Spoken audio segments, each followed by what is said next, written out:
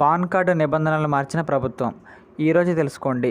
ఈ యొక్క టాపిక్ గురించి పూర్తిగా తెలుసుకుందాం. అంతకంటే ముందుగా మన ఛానల్ కొత్తగా వచ్చినట్లయితే సబ్స్క్రైబ్ బటన్ ఒక బెల్ ఐకాన్ దానిలో పెట్టుకుని ఖచ్చితంగా ఈ వీడియో క్లిక్ చేసినప్పుడైతే మరింత మందికి అయితే వీడియో షేర్ అవుతుంది. మన ఛానల్కి అయితే మీకు సపోర్ట్ అనేది ఈ విధంగా కోరుకున్నాను. ముందుగా చూసినట్లయితే ఇక్కడ పాన్ కార్డ్ నిబంధనలు మనకైతే మార్చిన ప్రభుత్వం అండి.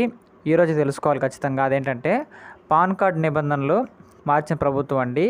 బ్యాంకింగ్ మరియు ఆర్థిక పనుల కోసం మీ అందరికీ తెలిసినట్లుగానే ఇప్పుడు పాన్ కార్డుతో పాటు ఆధార్ కార్డు కూడా మనకైతే అవసరమైనంత అత్యంత ముఖ్యమైన పాత్ర అయితే వహిస్తుందండి. 50,000 రూపాయలకు మించి ఏదైనా లావాదేవీ ట్రాన్సాక్షన్ చేయాల్సి వస్తే ఖచ్చితంగా పాన్ కార్డు తప్పనిసరిగా ఉండాలన్న నిబంధన మనకు రావడం జరిగిందండి. అందరిలాగా మనం కూడా 5 నుంచి 10% పన్ను చెల్లించాలా అని పాన్ కార్డు హోల్డర్ అడిగినట్లయితే ఏకైక ప్రశ్న అండి. కాబట్టి ఈరోజు వ్యాసం ద్వారా చూసినట్లయితే సమస్య గురించి మాట్లాడుకుందాము. పాన్ కార్డు కొత్త రూల్స్ ఏమిటంటే ఇక్కడ పాన్ కార్డు అనేది శాశ్వత ఖాతా సంఖ్య అని చెప్పవచ్చండి. అదేవిధంగా చూసినట్లయితే ఇక్కడ ఇది మీరు ఈ దేశంలో చేసే ఆర్థిక లావాదేవీకి ప్రభుత్వం నుండి గుర్తింపు ఆమోదం అండి. మీరు ఎంత డబ్బు సంపాదించినా ఆదాయ పన్ను నిబంధనల ప్రకారం కొన్ని పరిమితులు నిర్ణయించబడతాయండి. మరియు మీరు దాన్ని దాటితే మీరు పన్ను చెల్లించాలి.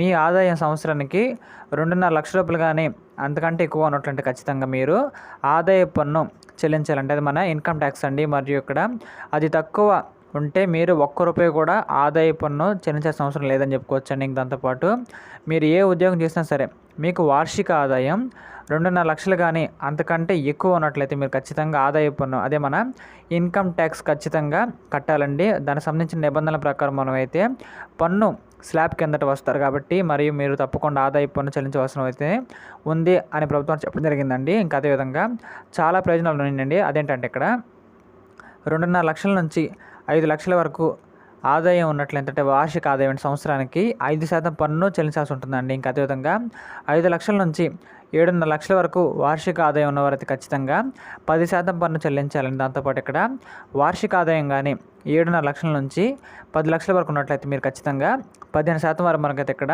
ట్యాక్స్ చెల్లించాలి. దాంతోపాటు ఇక్కడ 10 లక్షల నుంచి 12 లక్షల వరకు ఆర్థిక వార్షిక ఆదాయం ఉన్నట్లయితే మీరు ఖచ్చితంగా 20% వరకు పన్ను చెల్లించాలి. దాంతోపాటు 12,50,000 కంటే ఎక్కువ వార్షిక ఆదాయం ఉన్నట్లయితే మీరు ఖచ్చితంగా 30% వరకు ఇక్కడ మీరైతే పన్ను చెల్లించాలి అనే విషయం ఇక్కడ చెప్పడం జరిగింది. కాబట్టి ప్రకారం మనకి ఈ యొక్క పాన్ కార్డు అనేది మన దేశవ్యాప్తంగా ఉన్న పౌరులందరూ కూడా మ్యాక్సిమం ఉండిద్దండి. అంటే బ్యాంక్ అకౌంట్ ఉన్న వాళ్ళందరికీ కూడా పాన్ కార్డుని ఖచ్చితంగా మనకి అప్లై చేసుకునే అవకాశం కూడా చేసుకోవచ్చండి.